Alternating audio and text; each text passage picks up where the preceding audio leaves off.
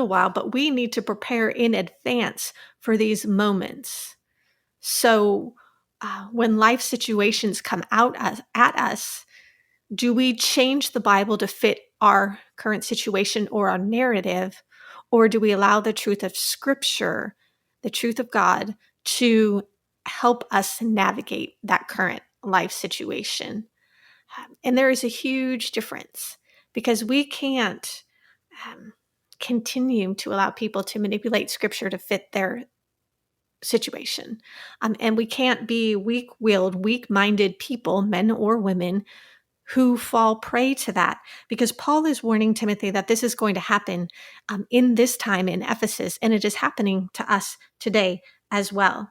So what is it about pleasure, for instance? So let's just talk about that, right? The love of pleasure he talks about pleasure in verse 4 and the love for God. And I kind of want to list these two different things so you can get an idea of what they look like in contrast to one another, so that way we can really begin to identify the false things that are coming to play in these current days. Pleasure, we can control pleasure. God, he can't be controlled. Pleasure, generally obtained easily.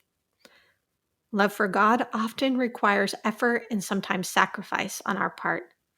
Pleasure benefits us now, immediate self-gratification, immediate. However, the love for God often benefits us in the future.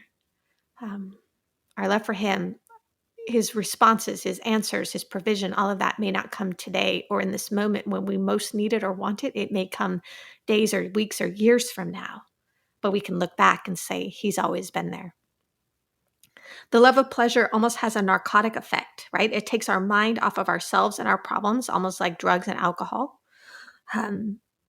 However, the love for God reminds us of our needs and responsibility. The love of pleasure cooperates with pride. It allows us to be prideful and think of ourselves and our accomplishments, whereas the love for God, we must lay aside our pride and accomplishments. So there's a big difference. So when we start seeing this, are people loving the love of pleasure, the lover of self, if you will? A few weeks ago, I did a whole podcast on self and how do we define self in this culture war that we're living in. Two very different ways to define self. And you can go back and listen to that if you haven't had a chance to, but I highly recommend it. It's been a highly downloaded podcast episode, so it's clearly speaking to the current culture.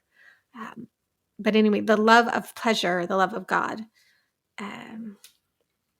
When he talks about these two magicians, Jannes and Jambres, they were the two magicians in Exodus 7, 11, and 12, who actually counterfeited Moses's miracles, right? They were depraved. They were men of depraved minds. They thought that they could manipulate, that they were the magicians, whereas Moses was acting on behalf of God.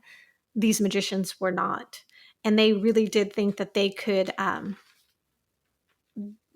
manipulate God and trick people. And clearly he says here, but as far as their faith is concerned, they are clearly rejected because they are not bowing down to God. They're bowing down to self and their sources and their sinful behavior. And in verse 9, it says, but they will not get very far because as in the case of those men, their folly will be clear to everyone. God always routes out false teachers. Listen, it may not be today. It may not be tomorrow. But the truth always comes out. Truth never stays hidden. So we need to always remember to build our character, because our character comes out under stress. And our things that we do will be revealed. And so we want to know and we want to live as if we are open books to everybody, right? Our life should be as if somebody were to come in and examine our lives. There would be nothing that is found wrong. Because if you are living with the one thing that I can stop that tomorrow, or I can hide that tomorrow, or what if there is not the opportunity to do that tomorrow and it's found out today? Don't live with that weight.